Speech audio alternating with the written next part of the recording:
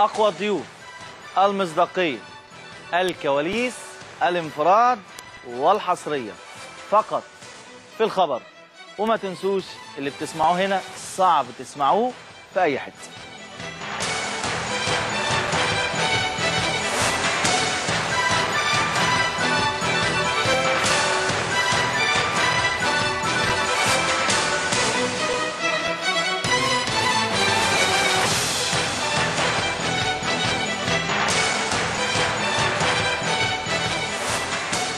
أهلا بحضراتكم من جديد كل متابعينا ومشاهدينا على شاشة قناة النادي الأهلي، وحلقة جديدة من برنامجكم المميز دائما الخبر. حلقة جديدة فيها انفرادات، فيها كواليس، فيها حصريات. أقوى الضيوف دايما زي ما تعودنا معاكم، بداية من فقرة حوار أولى مميزة جدا مع ناقدنا الرياضي المتميز الأستاذ أحمد عويس، الناقد الرياضي الكبير اللي هيتكلم معاه في كل قضايا الكرة المصرية والرياضة. أما فقرة حوار أخرى هي فقرة حوارية مميزة جدا مع ناقدنا الرياضي المتميز أحمد ناصر حجازي، بنتكلم عن الكرة الحلوة أو الكرة العالمية، وهنتكلم عن تراجع يمكن برشلونة الملحوظ والهزيمة أمام أتلتيكو مدريد، وهنتكلم عن مفاجآت أخرى في الكرة العالمية. فاصل سريع عشان نستعرض أهم عناوين حلقتنا الحصرية.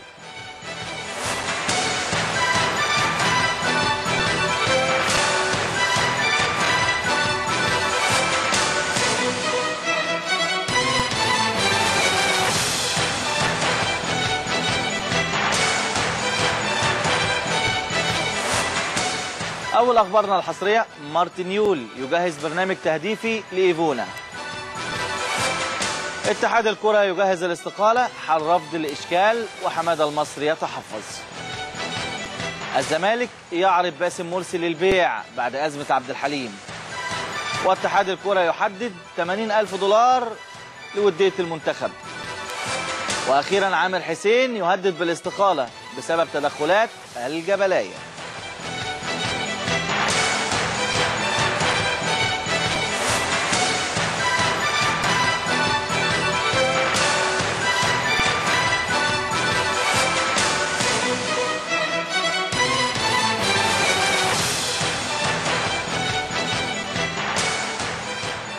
اهلا بحضراتكم من جديد. استعداد قويه جدا بيستعد الفريق القروي الاول للنادي الاهلي لمباراه الغد الساعه 7 مساء استاد برج العرب. مباراه مهمه جدا امام نظيره انبي من الفرق المحترمه. مباراه قويه للنادي الاهلي، النادي الاهلي اللي فارق قبل مواجهه الزمالك اللي هتتلعب يعني بعد شويه امام الداخليه. فارق النقاط حتى الان 9 نقاط. الدوري لم يحسم، لسه في جولات قويه جدا.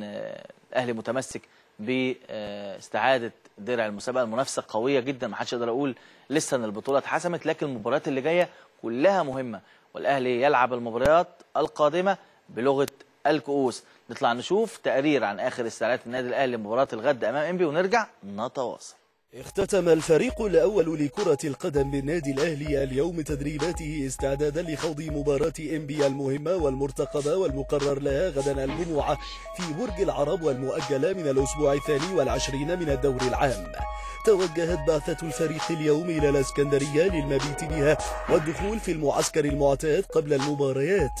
يسعى الأهلي في الفوز بالمباراة وتحقيق نتيجة إيجابية للحفاظ على فارق النقاط مع أقرب المنافسين، خاصة وأن مباراة الغد ستكون بروفا رائعة قبل مباراة الأحمر أمام يانج أفريكانز يوم الأربعاء القادم، التي ستشهد حضورا جماهيري سيكون حافزا قويا لتحقيق الفوز والصعود لدور الثمانية.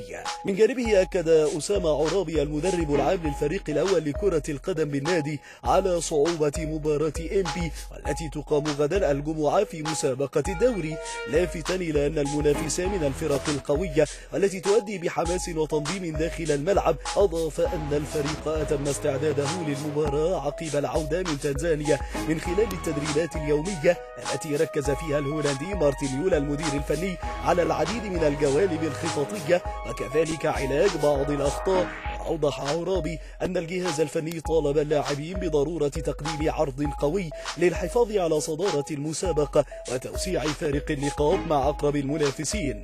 من جانبه نفى سيد عبد الحفيظ مدير الكرة بالنادي ما تردد عن تلقي رمضان صبحي لاعب الفريق أي عروض احترافية أوروبية، مؤكدا على أن كل ما يتردد في هذا الشأن هو مجرد اجتهادات لا أساس لها من الصحة، وأن النادي لم تصله أي عروض إسبانية أو فرنسية واللاعب مستمر مع الفريق، موضحا أن رمضان لم يطلب الجلوس معه أو مع أي فرد من الجهاز الفني لم يفاتحه في شيء في هذا الأمر، وأنه مثل كل زملائه يركزون في المباريات المهمة القادمة. وأكد سيد عبد الحفيظ مدير الكرة بالنادي على أن الهولندي مارتن يول المدير الفني للفريق متمسك بجميع اللاعبين الحاليين والمسجلين سواء في القائمة المحلية أو الإفريقية، نافيا ما تردد عن رغبته في إعارة الغني جون أنتوي مهاجم الفريق أو غيره من اللاعبين.